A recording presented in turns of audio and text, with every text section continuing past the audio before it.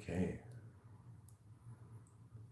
so hello everyone, welcome to another episode. I'm trying to get this live stream going on the phone. There could be some issues with it, so bear through it.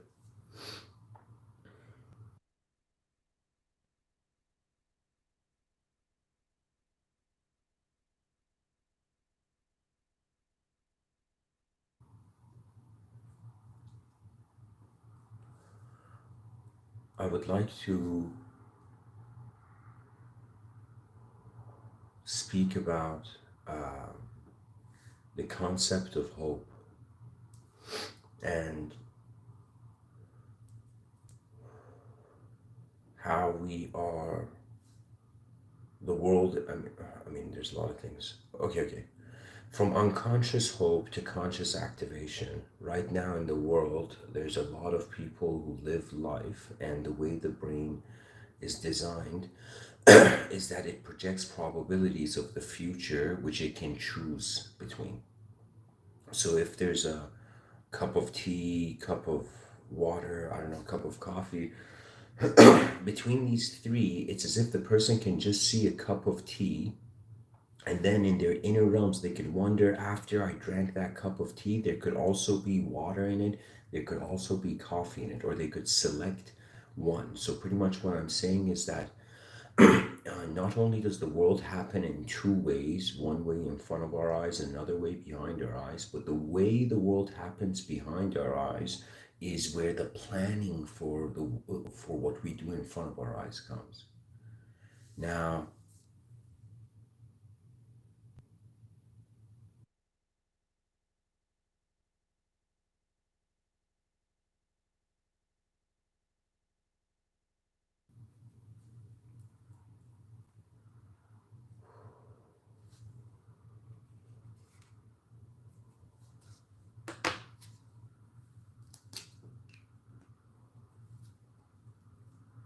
Carl Jung spoke about this concept of the collective unconscious. This is one of my most favorite concepts ever. The idea behind it is that there are things the person doesn't know. That means the people listening to me right now, there's things that you don't know, and then there are things that the species doesn't know. It's the collective unconscious. It is what could potentially be there, but we don't know what's there. Now, a lot of hope is like the inner realms have gotten to the destination before the outer realms. And if a person just has hope, but doesn't have strategy and doesn't notice the content of their mind, where there's a sort of decision making that could evoke ability, a person can remain in unconscious hope. A person can hope for a lot of things to change, to go as life is desired by them in their inner realms.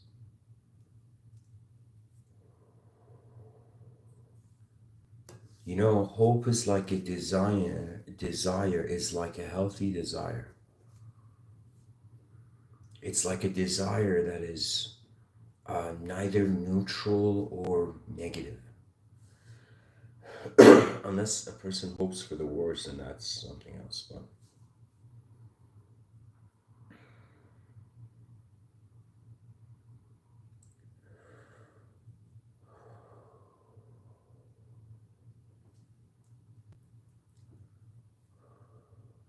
so imagine a circle.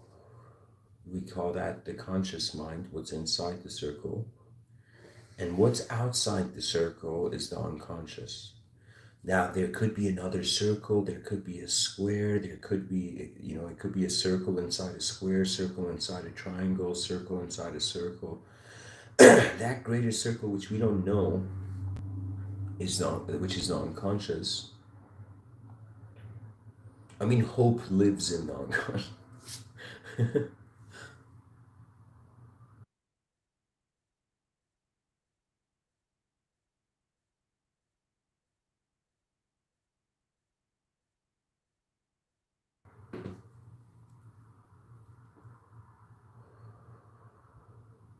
I would say life could just be hope if we didn't have a body, if there was no free will to be an active agent in the world.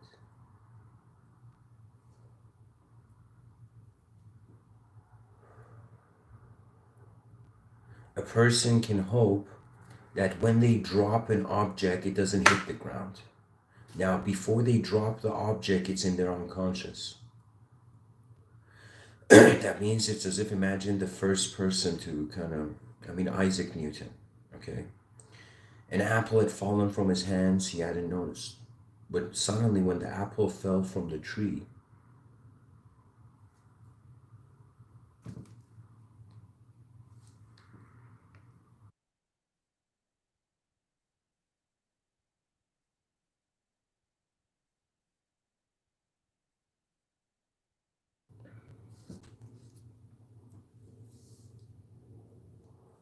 it was given a conscious relationship. The pen drops. I can hope it not to drop. If the inner realms have misinterpreted the outer realms, the hope could be hollow. Not that there isn't hope, it could be that the hope is hollow. And hollow hope would be like someone trying to move a building with their hands, trying to push a building.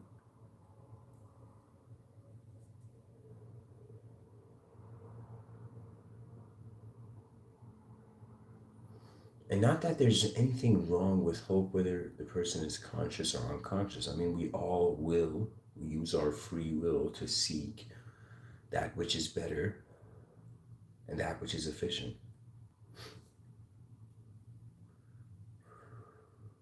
And one thing that's good about hope is that we at least know what we want.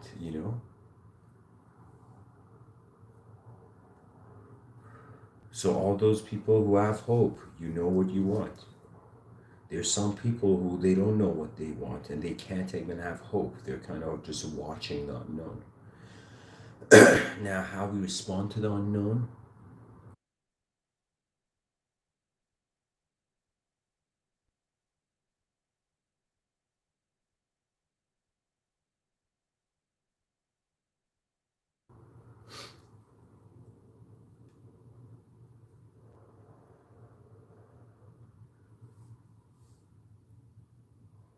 in a world where the body is divided in between light and darkness, the mind is the real light.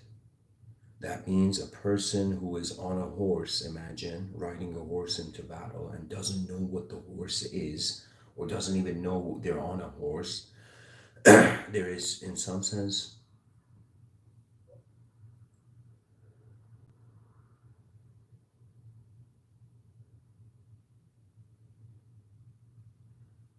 what I'm trying to say is that hope is a strategy. It's a strategy where the destination is noticed in the interrupts. I'm hoping this talk goes well. But from unconscious hope, before I started this talk, I was like, I hope. I mean, I didn't say it, but there was the feeling of hope, right? But I can only consciously activate it. That's my whole point with this episode. A person can hope, a person can have endless dormant potentials, endless heavens in your inner realms.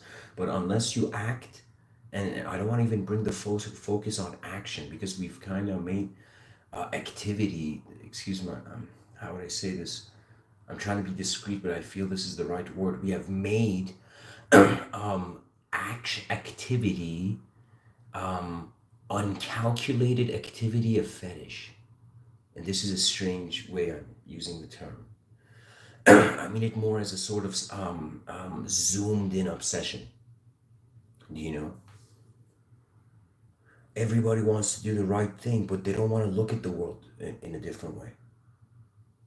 Everybody wants the world to adjust to their inner world, not recognizing the outer world doesn't, believe it or not, aside from human beings, nothing in nature cares. I mean, in the sense of like in true intelligence of the heart, that's a different discussion. But in regards to somebody who, let's say, falls down and hurts themselves, and then they see a squirrel and a bird fly, A squirrel, let's say a squirrel on the back of a bird flying. So technically the squirrel and the bird are both flying.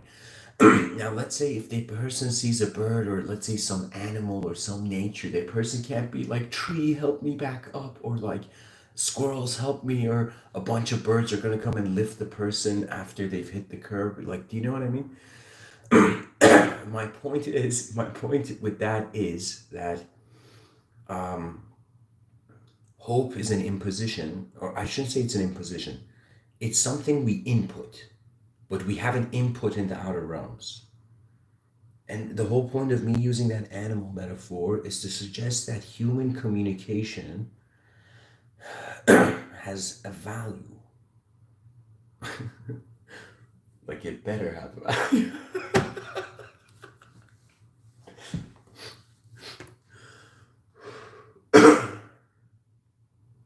Excuse me.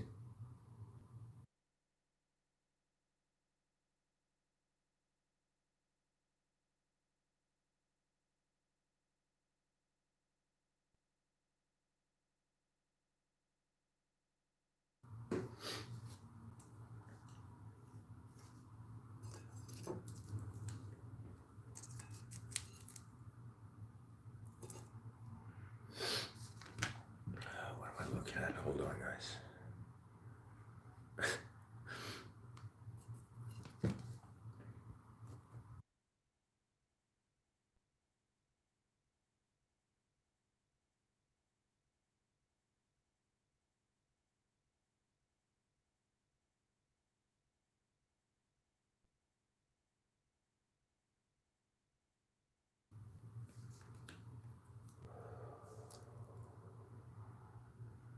The unconscious is all that we don't know, the collective unconscious.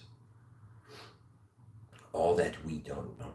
The individual unconscious, all that the individual doesn't know, the individual conscious, all that the individual knows, the collective conscious, this really is, people haven't bothered with it. Because of the multidimensionality of the realm for all dimensions. That means imagine the people on Earth right now, we're in tribes, groups, specific communities, nations. Now imagine we made people in, like, Lao Tzu had an algorithm.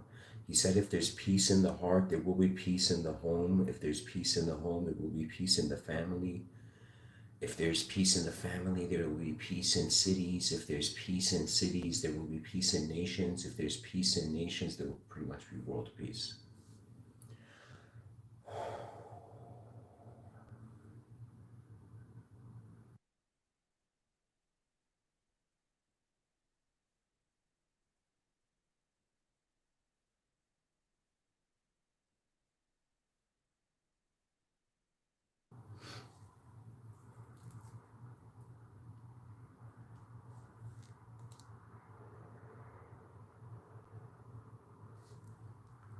Oh my God! In the chat section, somebody just said what I was going, um, around the lines of what I was going to say.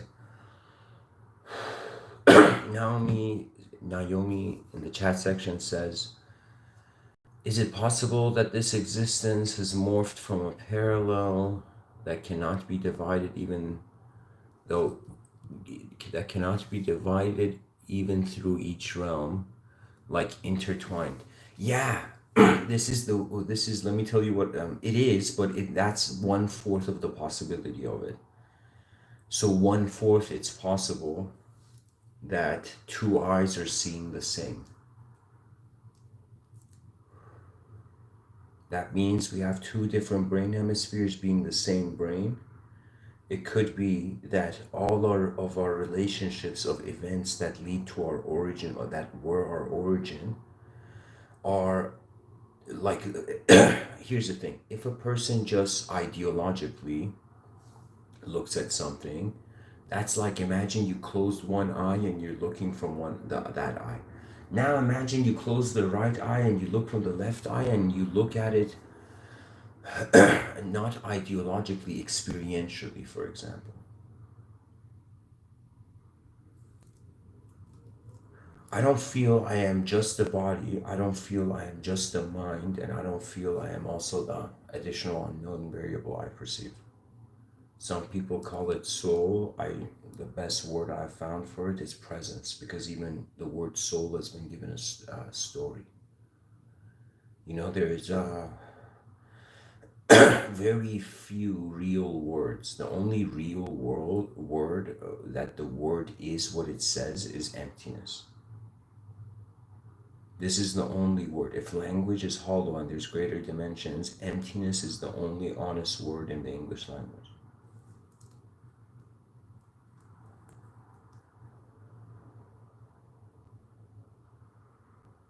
Emptiness is the divine word.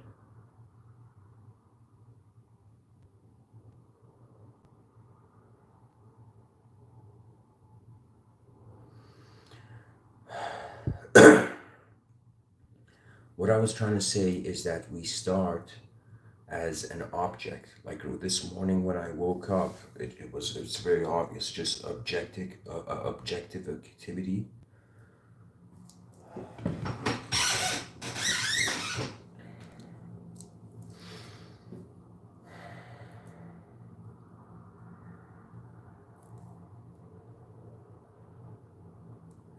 And then after the mind has noticed the body is, then the body animates and moves.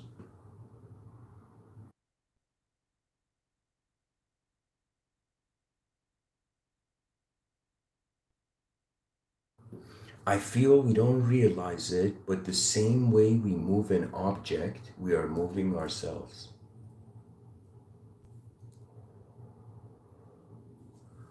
A person sees an object, picks it up, puts it on the other side of the table, drops it on the other side of the table. Now, this object couldn't have moved unless there was something that held it. So, just like an object can't move on its own through the secular angle, we say the laws of nature are moving it. Now, some percentage of the planet, there's billions of people who are religious. Religious people perceive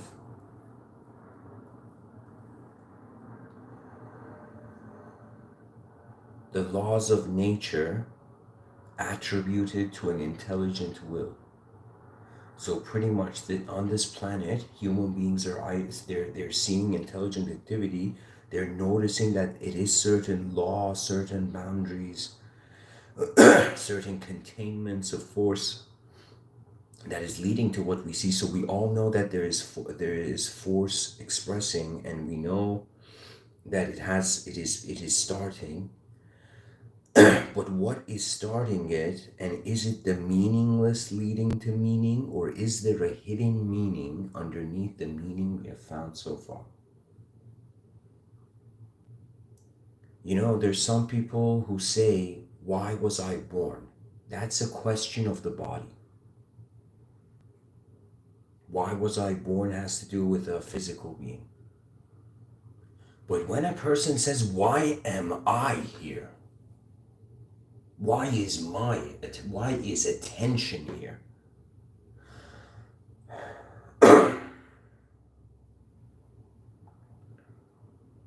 It's kind of like, I don't want to use the word, but I'll use it like a mathematician at least. It's kind of like summoning. We have been evoked, we have been commanded forth into manifestation. Not commanded by a divine character in a story which people can touch. It is in some sense by, I don't know what it is. It could be that intelligence could be a hallucination of a side effect of non-intelligent dimensions interacting. We can totally perceive human intelligence as, meaningless stuff is leading to it. Or we can choose to see meaning. And the idea is, while we have free will, while we are embodied, we wonder. We actually use the intelligence, right? This is the thing, not the air, but what the yogis couldn't say because they couldn't literally see how culture would animate today.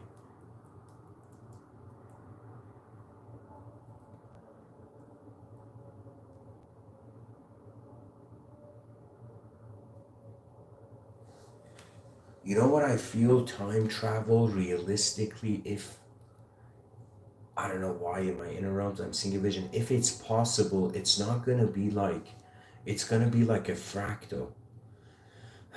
It's not gonna be going from A to B to C, and then we found had time travel, so C could go to A, B could go to C. You know,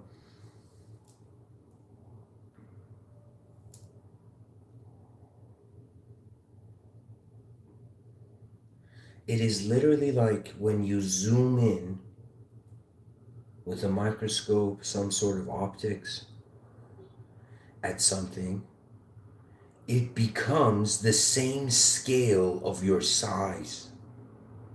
This is the weird thing about life, that when we go close to something, it doesn't, like, something can appear small. And this is of course a sensory phenomenon, but I'm saying that as we go towards something, it's not that understanding is becoming the same size as what was big to you or what was small to you. So we feel our understanding is us adjusting to the world, but believe it or not, our mind, our brain is copy pasting the whole world subjectively, and we are adjusting the outer. We want the outer realms to adjust to that.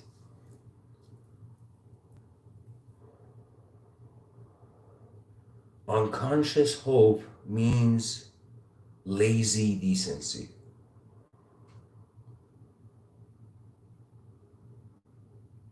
because consciousness is an effort. I don't know about people, but to be alive is an effort. To speak is an effort. Oh my God. To speak is an effort. And the only way one can, in some sense, try to use dormant reserves of energy within them is by going into a natural, trusted rhythm. You see, there are people who they go in a room and they don't trust the room until they individually know every person in the room, and then they trust the room, right? But there's some people who already trust the room, and they go in the room and they assume they know. They are with everyone already, but then they see they how would I say, um, you can even have hope for the context and the concept. And it's not that the idea of hope has become artificial. It's that in an artificial world, all hope is artificial. I feel there is an original Earth and there is an original humanity. In a sci-fi way, we gotta contact the original parallel universe. Imagine the original Earth. From a non-sci-fi ancient mystical context, we have to attain ultimate union with the true presence of nature.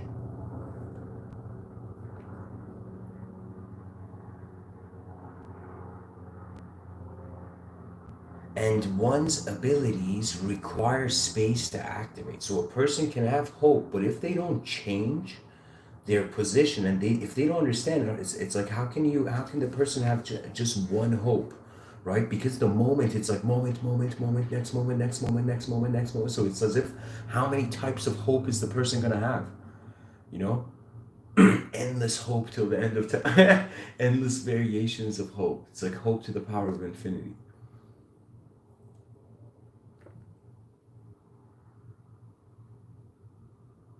Or infinity exclamation point, and all the probabilities of infinity.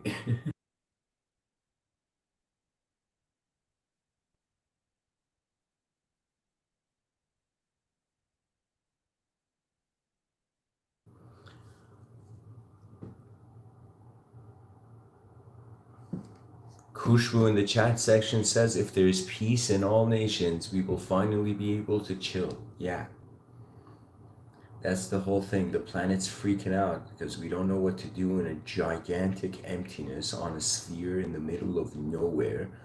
A majority of the creatures and species on this planet don't speak, and they have this instinctual body language with the earth.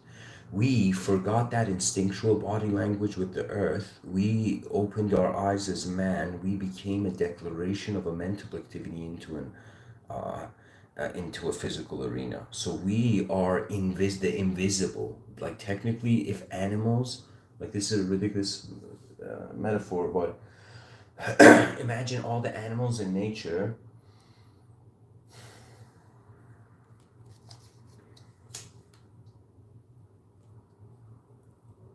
If they wanted to comprehend the human being, it's as if something invisible, something beyond animalism, is at work here.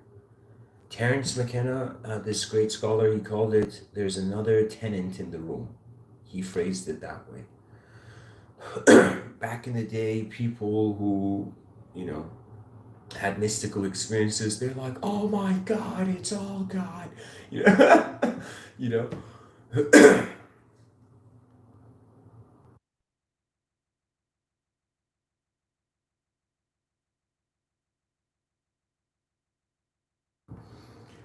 The mind moves towards familiarity,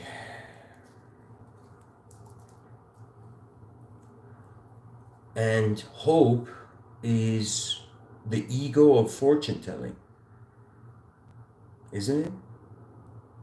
I'm trying to see what is the difference between the difference between fortune telling and hope is the certainty in the story of the future. I have a hope for an advanced civilization, but right now the scales of what is going on in this earth is like 80% of the population is still trying to figure out how to continue and survive as an object. There is world poverty, hunger, a lack of clean water, lot of problems, illness, all the Buddhist suffering, all the suffering types of suffering Buddha saw. All of these are here, and so it's as if like really we have to also use our minds. It's like so that's why I'm saying the world is tilted at more survival of an object, but it's not realizing that it shouldn't aim for the survival of an object. It should aim steps ahead. You should be living as a multidimensional being, and your objective existence becomes easy.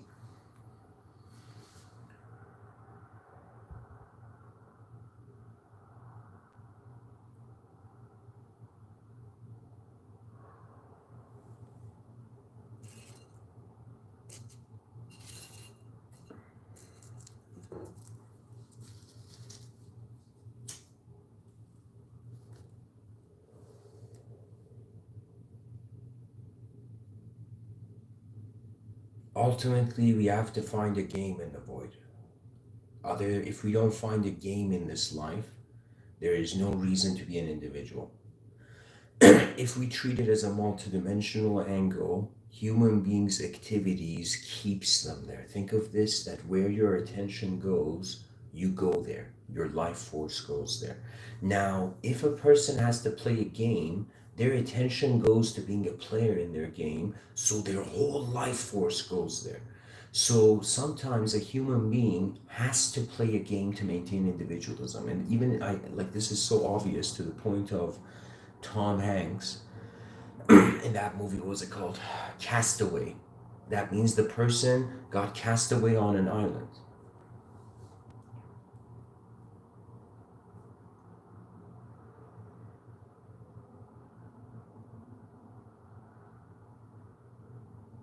And because they were cast away on an island and there were no human beings, and because the person was human, the person's human psychology had to make the volleyball into a person because communication keeps us human. We don't realize this.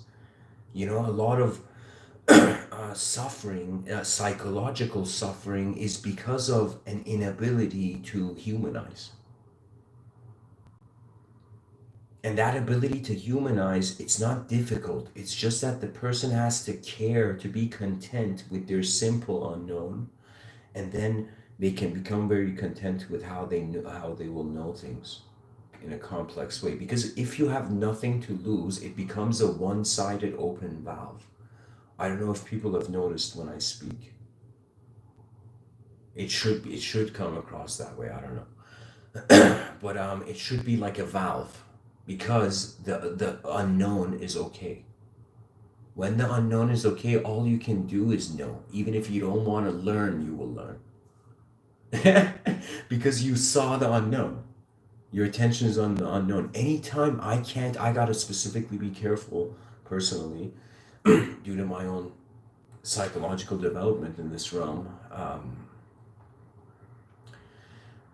Because I have a tendency to try to see all the layers in a system, I tend to like really zoom in on one dimension.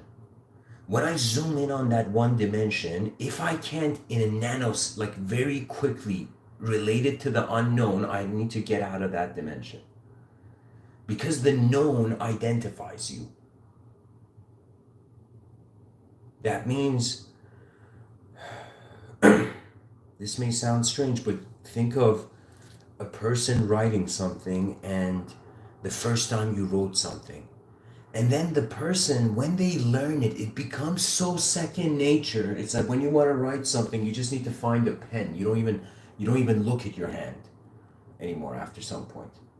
You don't even pay attention to how you're holding the pen anymore. It's just becomes second nature. So I feel the same thing is going to take place for human biological life. And it's going to be the second naturizing, you know, of all humanism.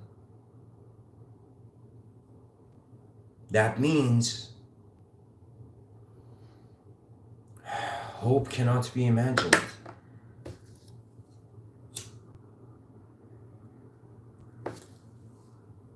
The mind is behaving as a projector. I feel secular audiences will find solace in that statement. Because if the mind is projecting, then the person's like, okay, then I have a choice in the projection. But then let's say a philosopher steps into the role.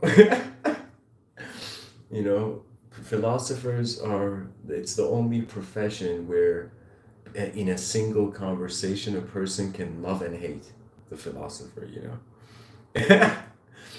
But I'll tell you,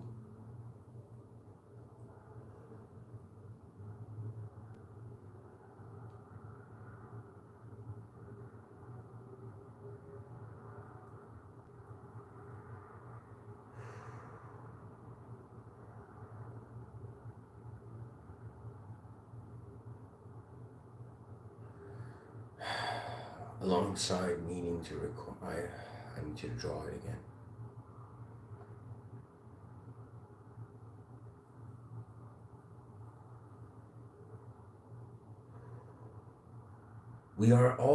Hope is always there. From the beginning of time, because it's in the inner realms, you can instantly have hope.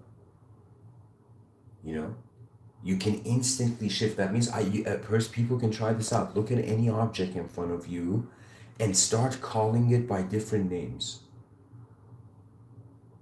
Any object or whatever, you know? You could see that your eyes see the object sensory-wise, but the mind's in the application of the conscious viewer and that intelligence overlays.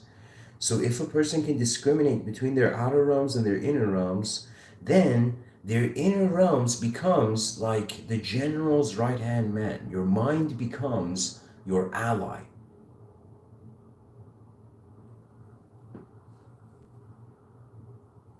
And then it's not hope, because we don't want a civilization where we're hoping for the best, but we're not doing anything. So the issue is not hope, it's a design issue, and it's a global design issue. That means we need some next level world ethos. We need a story. And I have concluded personally, as one human being, of course, that there's no greater game to play than the advanced civilization. In the outer realms, I am telling you, there's so many different types of activities you can do, and these activities will lead you to humanization and dehumanization. An activity could be pleasant, but it could dehumanize you. You know, an activity could be unpleasant, but it can humanize you.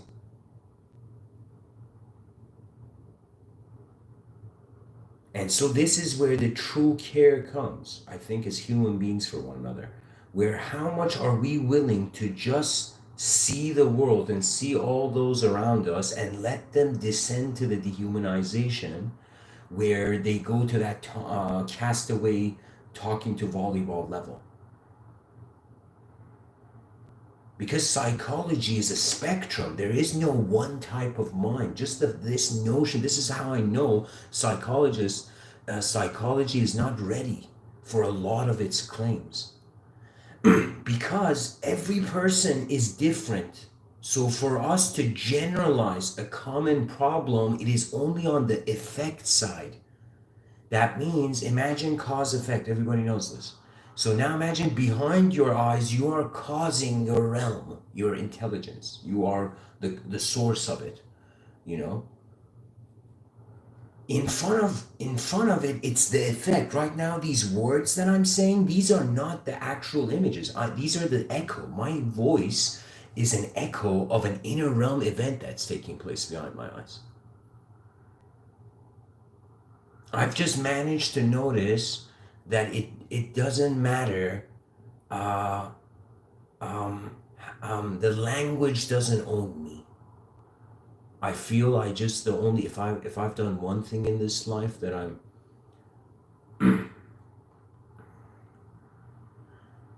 I feel I stepped out of the linguistic simulation. I don't know how. I think it was just the time. Just like a tree gives fruit, at certain point in our lives, we just certain developments arise, certain advancements occur, and it's inevitable. The future is going to be multidimensional. We're just um, shying out from our own future as a species.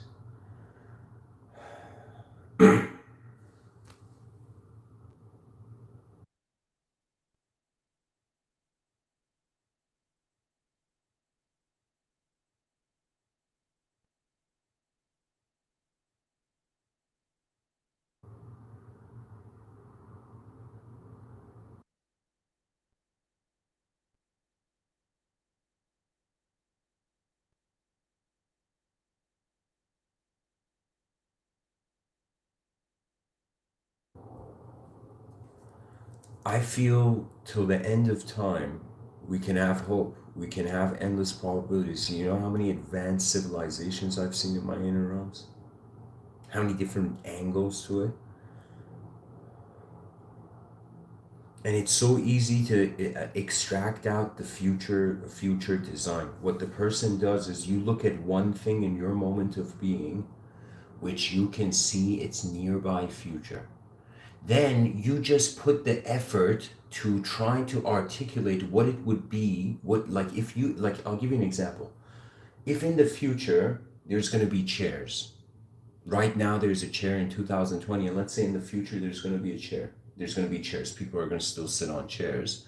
Now I start with the idea of the chair, and then I go, okay, so if right now I'm sitting on a chair and the chair has legs. Okay, so in the future, it's obvious chairs are gonna be discs. We're gonna all go to stores and buy discs. Carpentry is gonna become obsolete, or maybe just find shelter in art. I don't know, but what? So I could see that in the future they're gonna be sitting on just the chair without any the leg or anything, right? A hover chair or something. Imagine in the future, buy one hover chair, you don't need to buy another one. It's like buy a hover chair and never buy another chair again. That's the only advertisement. And but anyways, I can see in the future they're going to be sitting on discs. Now, look, check this out. I found one image of the future. Now I could say, okay, in the future, people are sitting on chairs. Now all I need to do is now see that same algorithm, how it has parallels. So I could see cities are gonna be on giant discs, you know? I could totally see that tables are going to be giant discs. Everything's going to hover. A person can have tables in an empty room. Like they don't need to go buy furniture. They just buy a hover table, and they just take that hover table anywhere, press a button, and the table just comes to whatever level they want. You know, so there could be there's so many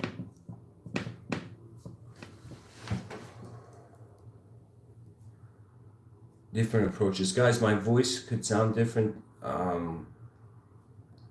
I don't know if it's the microphone because it's a cell phone in the room. So, anyways,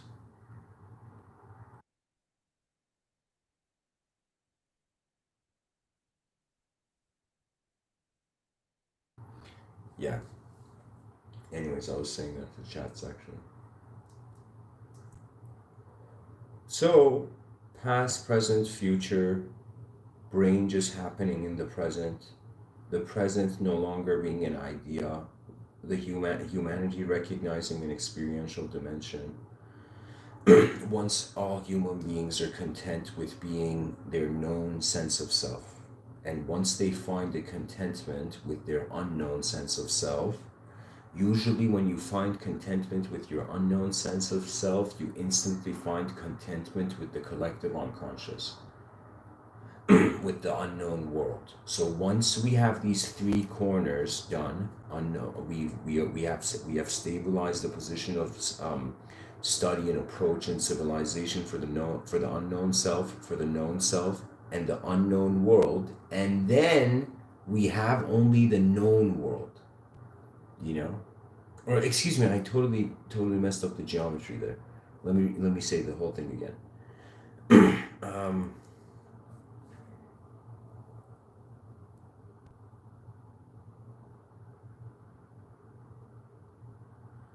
Right now, I know myself. Right now, I also know the world to some degree. The world is known. I'm not just hovering in empty space, in the middle of space, outer space. There's a planet, so there's a world to be known. So, known world check mark, known self check mark. Now I'm like, okay, how do I know myself though? And then I notice the unknown self. When I notice there's an unknown self, I ask myself, how can there be an unknown self? The unknown self has to be in an unknown world. You cannot be a self without a world. Excuse me, without some space. So there has to be not per se unknown world, but unknown space for unknown world. That's what the geometry suggests.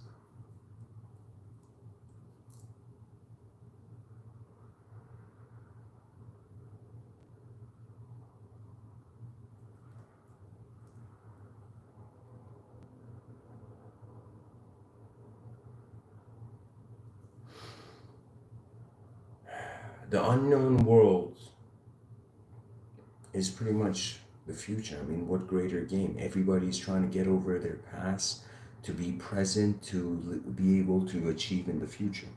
We're all of the whole self-help industry. I feel it's like just the past is past already. Get over it, people. You know, you know.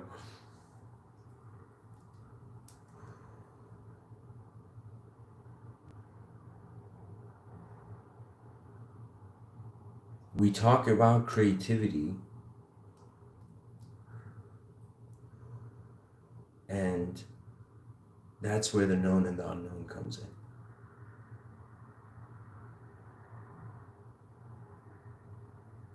Because I'm telling you, when in the inner realms, there's different ways a person can speak.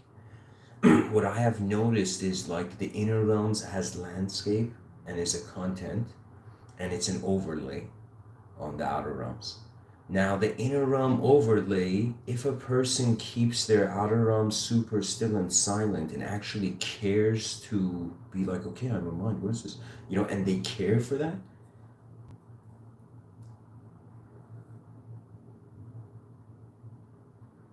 the unknown has no life purpose. The unknown has no, or life is its purpose. I don't know how to say it. All of life is being instantaneously its purpose.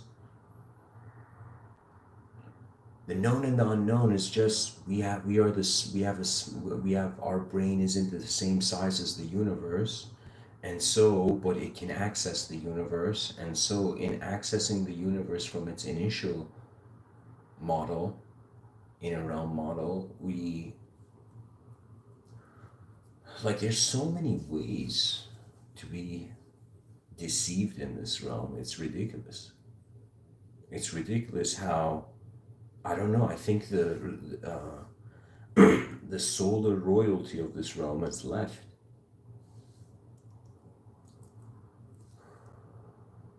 You know what Earth feels like? And I'm saying this as more an unknown presence than a known personality.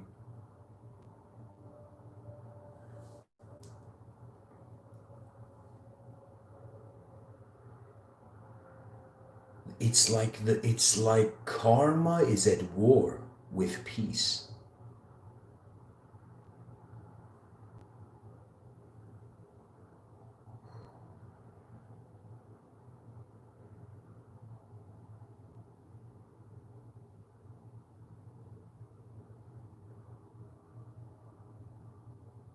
The Sun Tzu in the Art of War says the first thing about war is deception.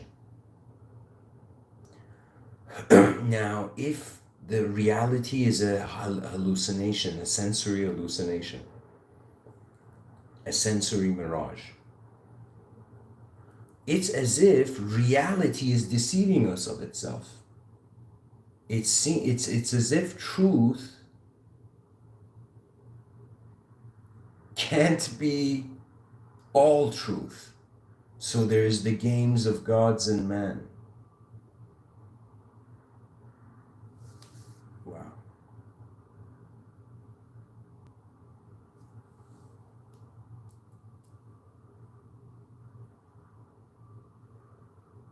You see, a lot of people, uh, I'm re emphasizing, but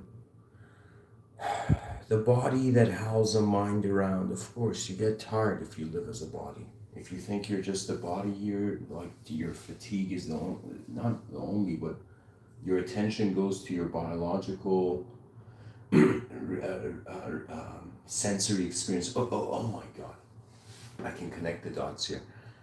There's something called, there was this philosopher by the name of David Chalmers, an interesting fellow. He suggested this idea called the hard problem of consciousness. And the idea is, why did we evolve and why are we conscious of the specific set of boundaries and restrictions of our biological existence?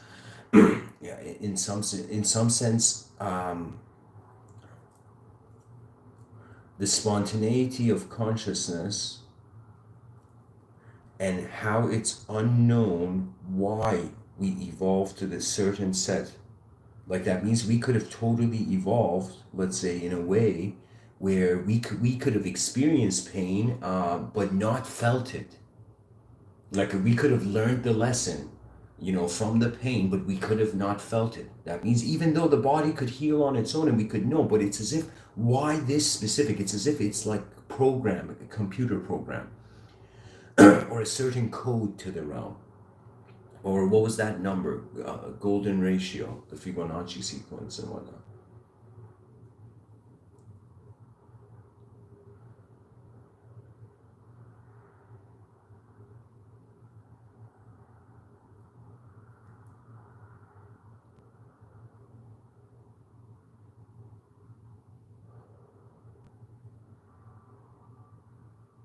And it's minds animating the room. Tom Hanks was on an island and he made the volleyball into a face. We are 8 billion human beings cast away on a galactic island, and we're doing the same thing. But instead of a volleyball, it's the story of knowledge and civilization and humanity and this and that and that. And it's just like endless language just thrown out to lead man beyond this animalism. You see, consciousness is the sign of an evolved being. And when consciousness is mysterious, being conscious of the mystery is the one of the most is the peak. It's the we hit the glass ceiling, and then you got to break the glass ceiling if you want to see beyond. You see, reality is not. It doesn't have to be an emotional thing, but not that it's wrong. That means anybody who's been emotional in any way in your life, don't be upset. But it doesn't mean don't change. Don't be upset, because have honor for your DNA's work. That means every person is a design, is a genetical design, and this genetical design is expressing.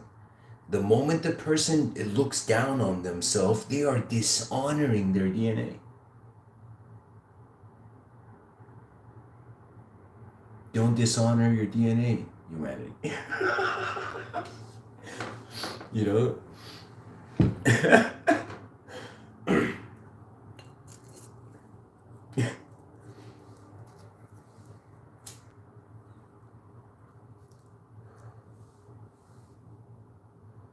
I don't know if people have noticed, but there's geometry everywhere.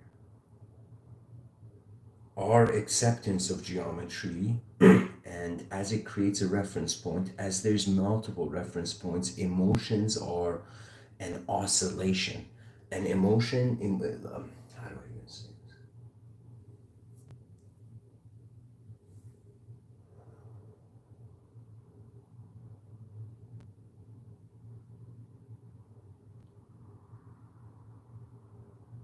The aim of life is we were in something that was happening that had literally zero control over itself. Now it has control, but it has made an obsession of the control, and it has limited the depth of the realm. That means if the world is multidimensional and people are saying it's only this or it's only that, that's a sin. You know? And like a sine wave, how we in some sense bounce back. It's like, oh my God, I was conscious a moment ago before I slept.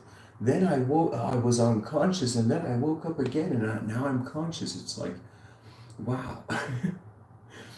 And the more we go towards, the more unconscious we become, the more the world moves the self. So it is a privilege to be human. It is a fragile thing to have this ability to be a human, have the human psychology. This is why just a person being rude to another person can dehumanize them. And that's why those people who understand love are eons ahead than those who are intellectually trying to rationalize what the best hope is. Because we emotion is not just, you see, we can't treat emotions like thoughts, and I'm even saying we can't treat thoughts like thoughts. You know, we can. It's like, give me a break. We're thoughts thinking that we are a thought is thinking it's a thought. There's an unknown viewer, an unknown space of attention. The brain, like like a glow of candle, illuminates a reality sphere. We start inside this reality sphere. If you can somehow comprehend the nature of the realm, you can move beyond your reality sphere. When you move beyond your reality sphere, there is something outside of one's inner realm, where I wrote a book on this, and I don't know, guys, why I haven't published a lot of the, like, years before I even gave these talks I wrote, but for some reason they've been in the drawer. That means it's totally possible to keep a library in your drawer, you know.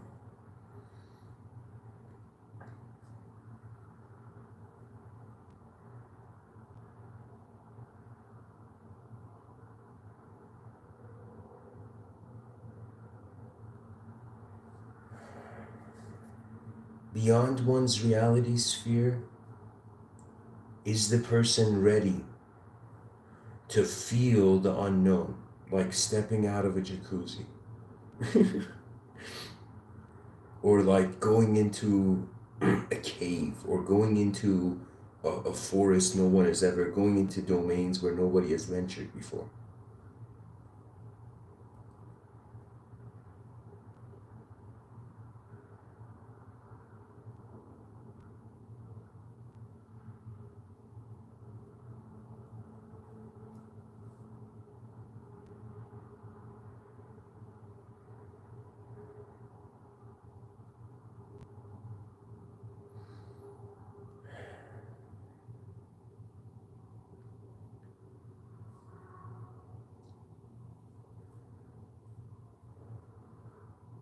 The Buddha says something so profound, and it's dismissed even, I feel, by Buddhist community. He says we are born alone and we die alone, and everything in between that is a privilege and like a blessing. Think of it. Think of it, everything right now is an opportunity. That means you as a human being, all you require to do is get content with your solitude, with your presence unconditionally. If you, whoever finds unconditional contentment with their presence, you will consciously activate in every moment, every moment. You will activate every moment. Hear me out here. Rumi has this quote. He says, wherever you are, be the soul of that moment. That's what I'm talking about. You activate. You know? We just have to go in our mind settings, scroll down, change change the brightness of the intelligence to high.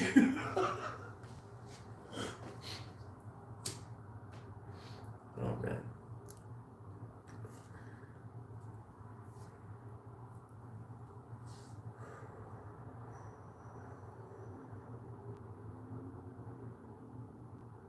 And a person can have endless expectations on themselves too. I mean, what's up with that?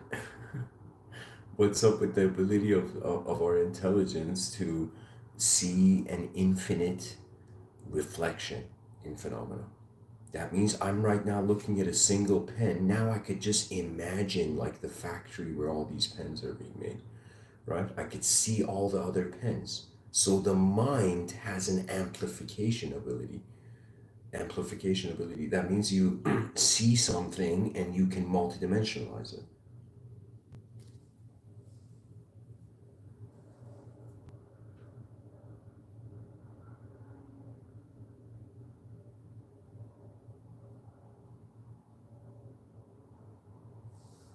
Once we have contentment with the unknown self, which is simultaneous with the unknown world, that means you can't have contentment with your unknown self without the unknown world.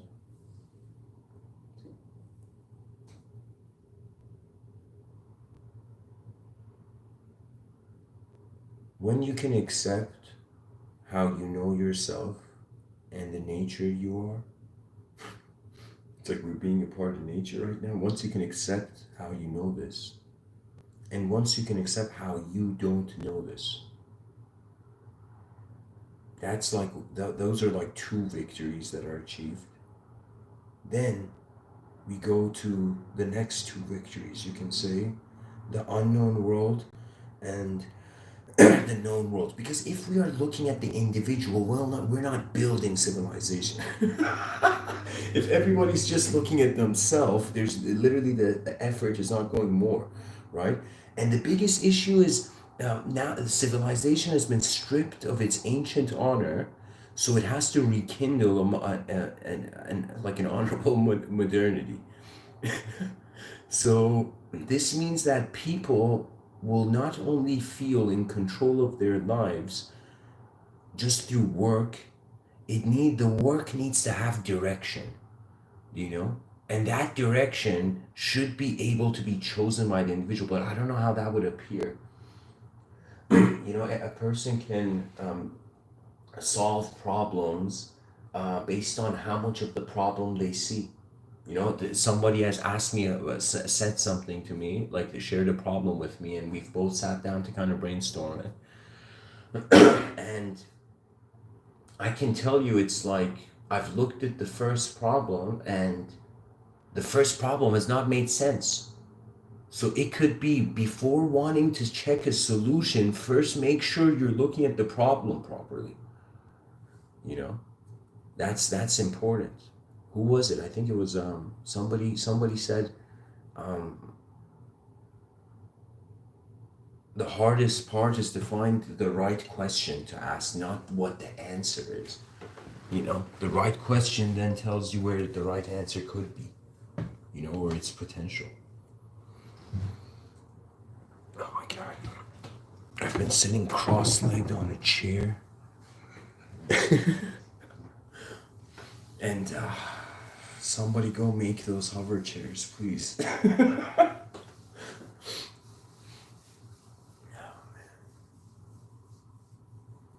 You know, if people support my Patreon, maybe one day. Yeah.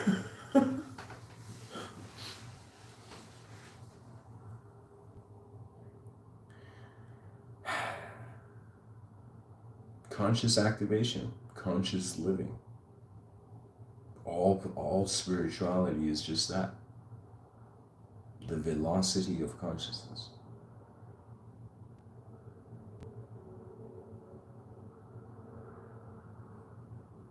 My uncle once said to me, in an emergency, take one step back and then look at the whole situation again. And then make a decision. So if we can have this algorithm where human beings in any sort of problem or suffering they're in, they take one step back from the emotional impact of that first wave of seeing the problem, and they look at the geometry and design of the problem, and first the person's like, okay, what is the shape of this moment saying, communicating, and then what is the potential of the shape of the moment in regards to the animate factors. You know, that means it's like, this is why human beings freak out if animals suddenly speak. Can you imagine all animals, they all have, like, I mean, it's impossible. I'm saying, like, they can all speak, but they choose not to because they're not on talking terms with us. You know? We pissed off the wildlife of our own planet, you know.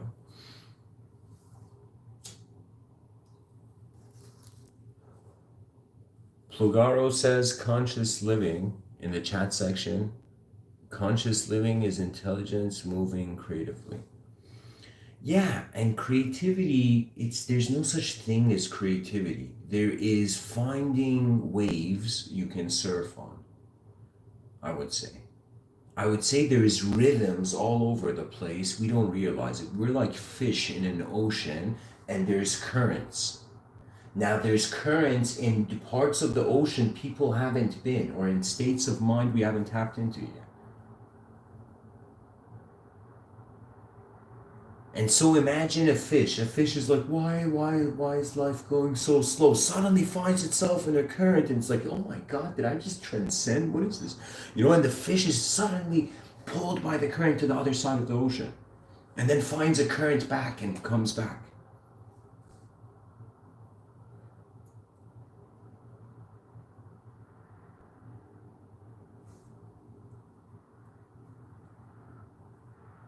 And the coolest thing I would say about life in general is nobody knows what they're going to be, like who they're going to be. Nobody knows. That means unless we're all fortune tellers, you know, I don't know. Like, it's like, it could be the same fortune telling psychology could be an unfortunate cause of using a bridge the wrong way. There has to be a resolve. We have to care for human life. We have to at least say we either know what it is and then we're doing something with it, or we don't know what it is, so the only thing we have to do is figure out what it is, right? Because any strategy we implement has to be focused on finding our true nature, because if we don't know what's in the room, we can't work with it. This is the reality. If I can't see the geometry of something, I will stare at it as if it doesn't exist, you know? Like so there is something about us treating intelligence no longer as like this memory file cabinet, but to treat intelligence as training multidimensional beings in the realm, preparing for an interstellar life ahead of us. Because think as if we lived properly on Earth. Think as if there was this, you know, beautiful hearted girl who went to the UN and shouted at everybody there. I forget her name, Bretta. And what happened was that she was saying like, why isn't anybody caring about the climate? What is this? Like, how are we human beings not caring about the climate? And now the thing was though, imagine people cared. Now I'm imagining if I was there in front of, I mean, this is too, okay, blame my ego.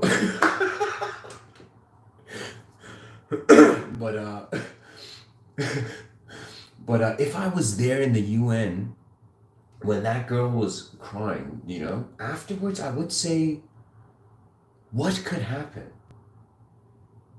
Oh, sweetheart, what could happen? Let's say everybody listened to climate. Eventually we will go and become interstellar. You know?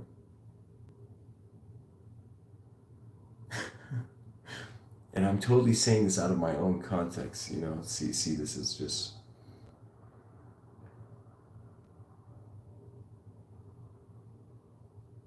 Rather than pointing to fear, I personally have a hatred. I shouldn't say hatred, but for people using one's fear to motivate. Fear motivates one to making mistakes.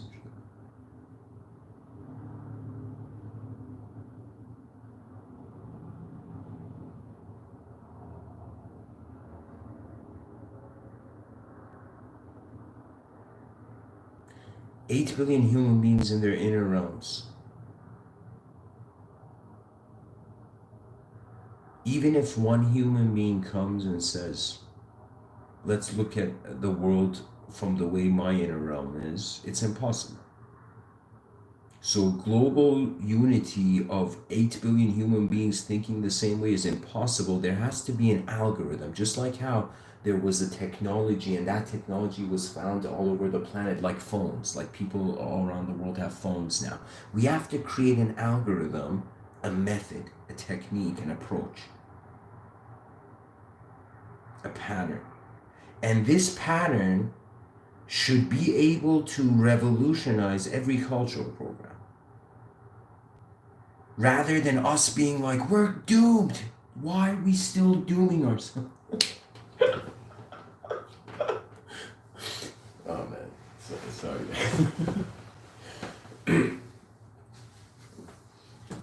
We're still dooming ourselves. This episode is filled with endlessly new verbs, it seems.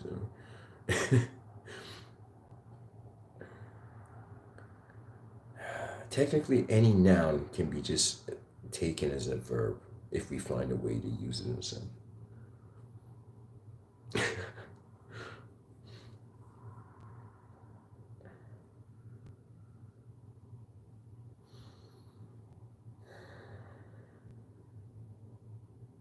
8 billion reality spheres. The strategy has to come from inside out.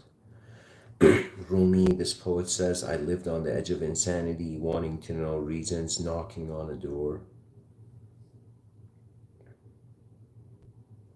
It opens. I have been knocking from the inside. So the savior is not outside of oneself. Most likely what saves a human being on this planet is vision readjustment.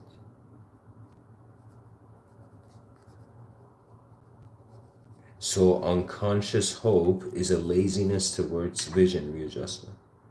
And if a person can readjust their vision, Technically, they are conscious and they are active in their own consciousness, in their own spotlight of being, like as if your attention is your world.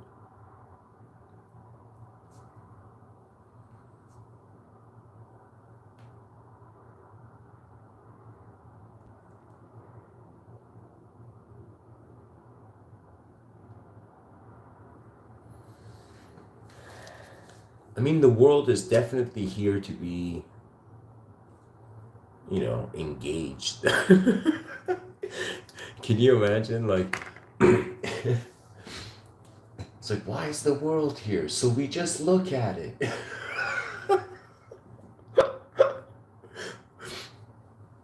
Oh, man.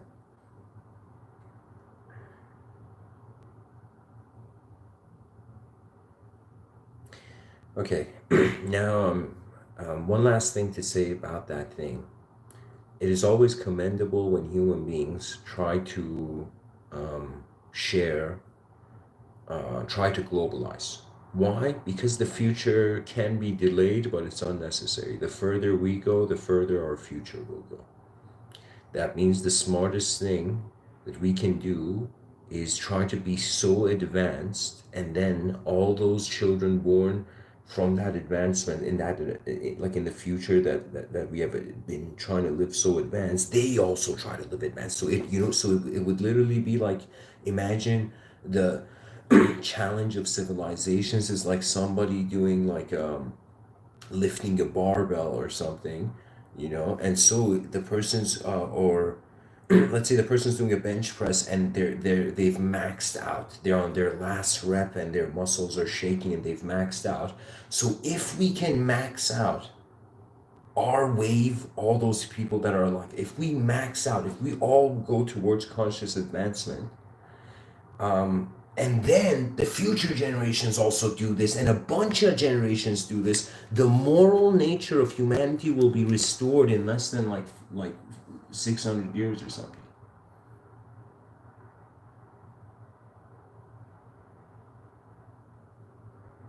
Hopefully.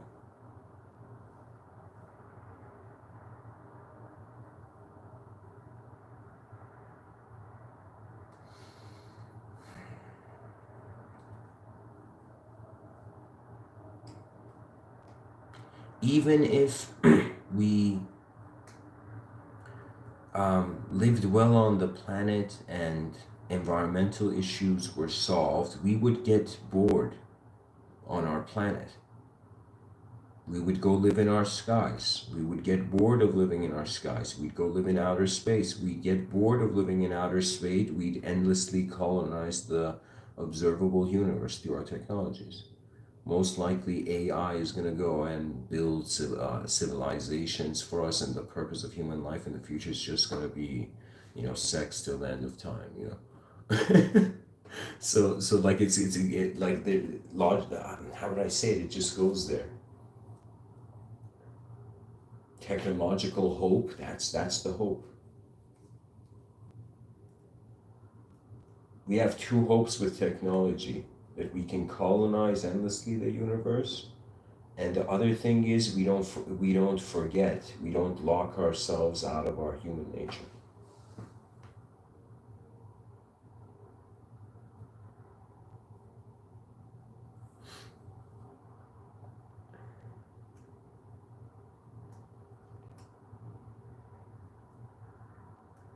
You know what it is? It's like the mind is witnessing a parallel universe, endless like parallels.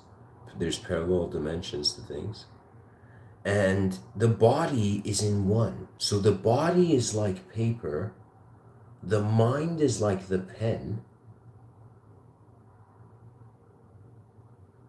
or let me say it this way: the body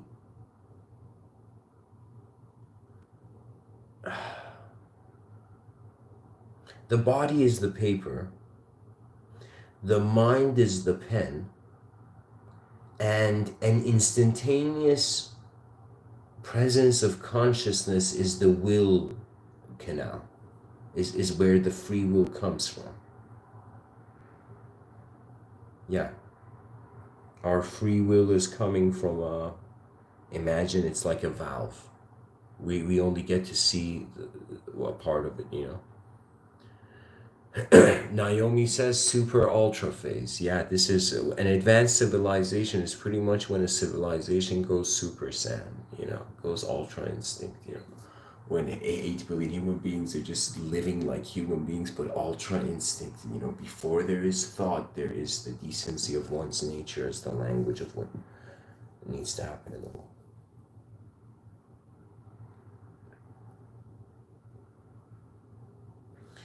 In the subtitle, I've written local oversoul connections. This was a new idea. I didn't share it before. And in my inner realms, this is very, you can say, as Aristotle says, it's a sign of an educated mind to entertain an idea without accepting it. So everybody listening, just entertain what I'm saying. I thought about, we have cells that make tissue in the biological body. Now we have individuals that make a community.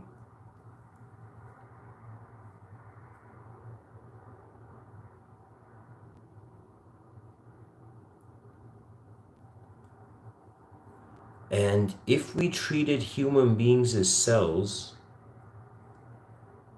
and human beings as, if they, the collective, I don't know how to say it.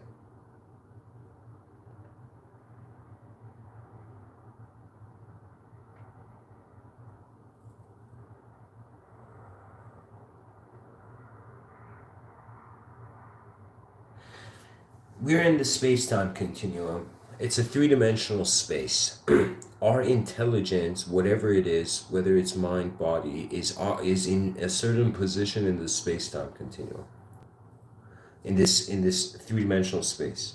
Now, the idea is, if there's greater dimensions, imagine a cube inside a cube inside a cube, and we're in the central cube. Now, in the greater cube, in let's say let's say we have a 2D universe, 3D universe, 4D universe, whatever. In the 2D universe, there's beings, individual beings, and in the 3D universe, imagine there's types of individual beings, and oh my god.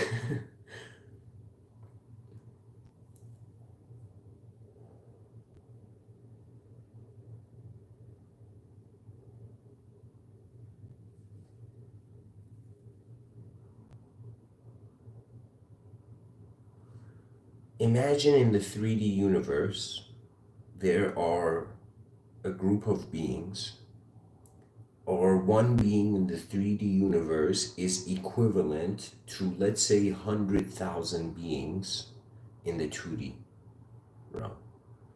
This is the notion of the oversoul.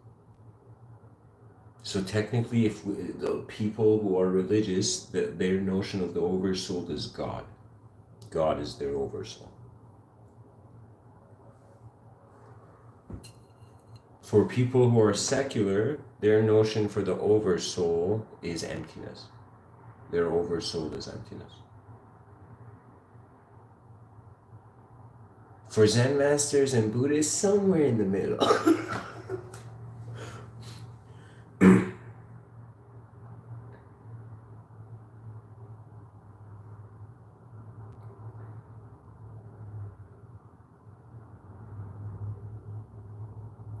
So, in the greater cube, in the 3D universe, which the 2D universe that is encompassing the 2D universe, a three-dimensional being has permissions in the 2D realm and in the 2D universe that the two-dimensional being doesn't have in the 2D universe. And this takes me to the flatlander notion. If somebody was to put a cube on a table, and let's say there was Square Town, like a bunch of squares living in this flat land, right? If somebody moved the cube, technically a square teleported in a 2D universe to another location, but it was actually a cubic thing going on, right? And so now I'm saying language is 2D. or it's like it's not 2D, like like it's a dimension that's not allowing us to see that which is beyond, which is intelligent rhythms. They're winds, the winds of evolution, I've called them that too.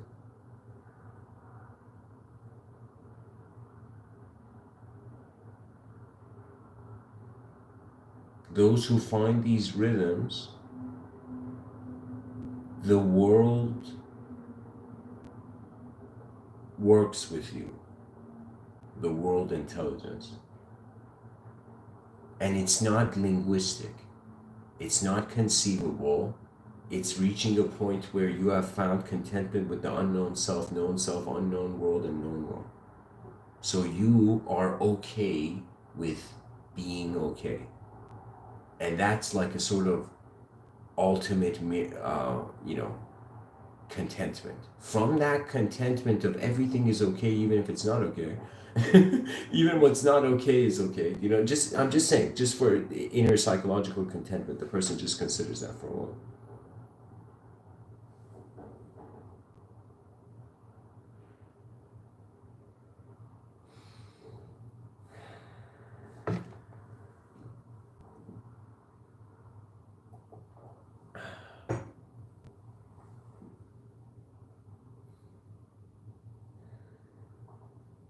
When there is nothing to do, there is a pause, there is a shell shock vibe, then there's a realization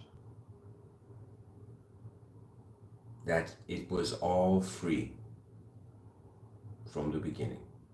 I'm talking about meaning, the free will's behavior in the realm. It doesn't mean everything. I'm not talking about the cultural program or social system. I'm saying when it comes to human psychology, the eyes in the void, once the eyes accept the void and the void accepts the eyes, voila, no more return in this realm from the Vedic standpoint. That means responsibility that is found from honor and exploration as themes that archaically revive, that will archaically revive.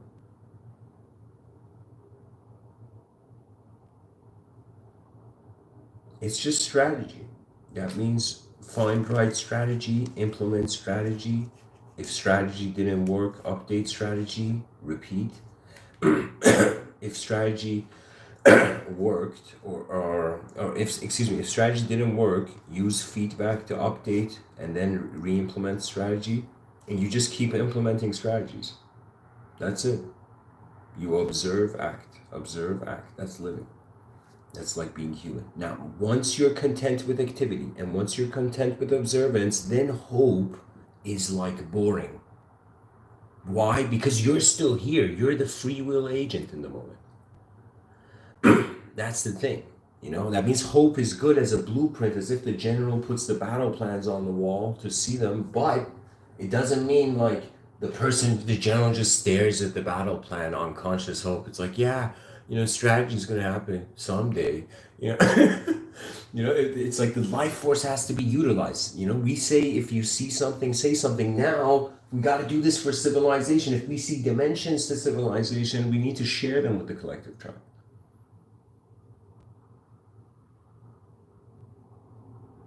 And I don't know, I think we as 8 billion human beings on this planet have never felt that level. No human being in history has felt the honor of a global advancement, not just groups of people representing the globe advancing, the global advancement. That means it's literally like, they say this is the difference between the word evolution and revolution. A revolution has instantaneous consequence. Evolution takes a long time.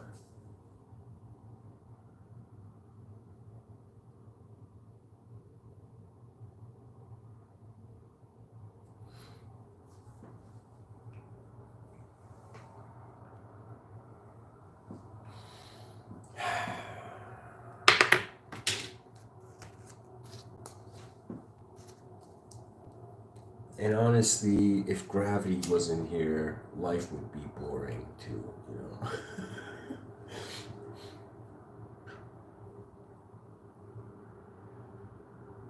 The body is conditional, so the body's continuity in the realm, it's just you gotta meet what the body requires. But for the mind, it's only work oriented. So it's as if imagine you went to your workplace and you just sat there. You just sat there. And it's like at the end of the life, it's like the universe is like, what, man? Like, what the fuck, man? You went there to do something, you know? And the person's like sleeping at their workplace. We human beings not being activated through a collective honorable ethos is literally us sleeping in the lifetime of the species. You know, there's so much we don't know, and people are handing out certifications. I mean, it's like beautiful, isn't it? You know.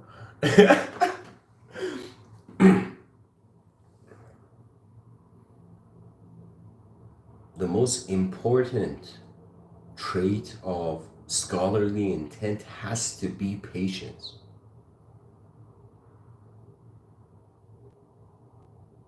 Patience to see what else. If a person, here's the thing, if the world is endlessly updating in regards to our comprehension, because we are updating, we understand it in new ways constantly.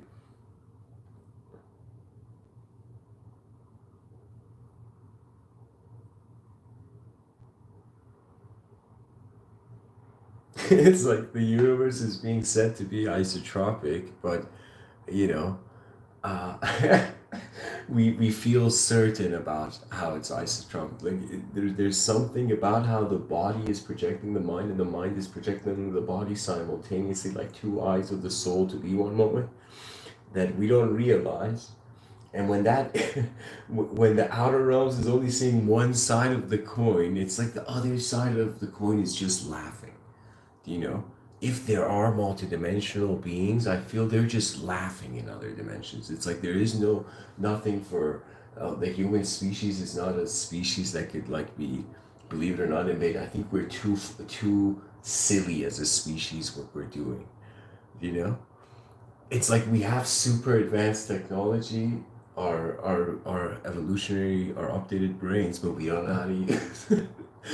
And at the same time we have hopes and dreams and visions, but we don't know how to actualize them, and we don't realize if we could reformat the overall, not the overall, but just to try to create another prototype of civilization that makes the previous civilization's heirs fall in its shadow, but the new civilization accepts its shadow. So pretty much I'm saying, imagine right now what we see is civilization 1.0, civilization 2.0 comes about. Civilization 2.0 is going to be so much bigger than civilization 1.0 that all of civilization 1.0's meanings and ambitions are going to fall into the shadow of civilization 2.0.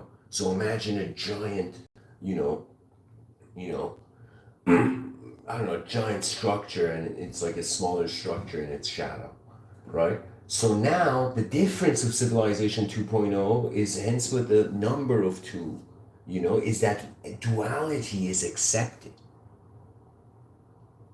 That means we in the world want, a sort of singular truth. But I'm saying it's as if everything that is wrong now, everything that we are judging now, the future are going to look at our judgments and they're going to see all our blind spots.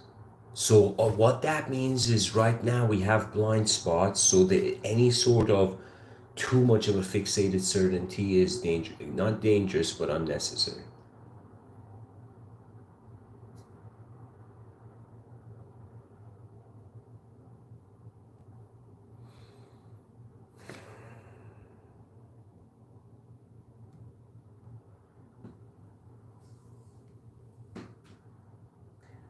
Anyways,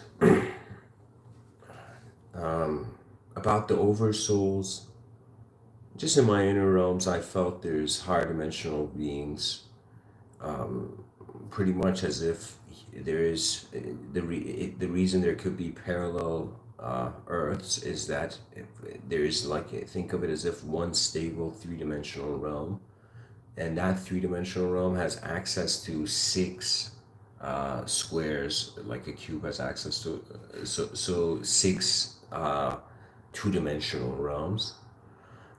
So the three-dimensional holds the six 2D dimensionals, and the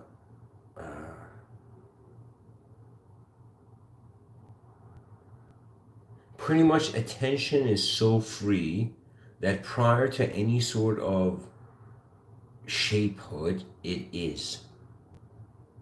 That pure presence of being can't, after some time, it's like, for how long are we gonna keep the good and evil are gonna keep fighting? For how long? Like, at some point, our attitude has to change.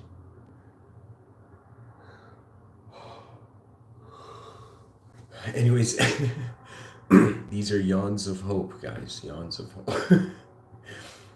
A new yawn shall rise. Yeah. So, anyways, thanks for listening. Lift your life from unconscious hope to conscious activation, and attention is free. Namaste.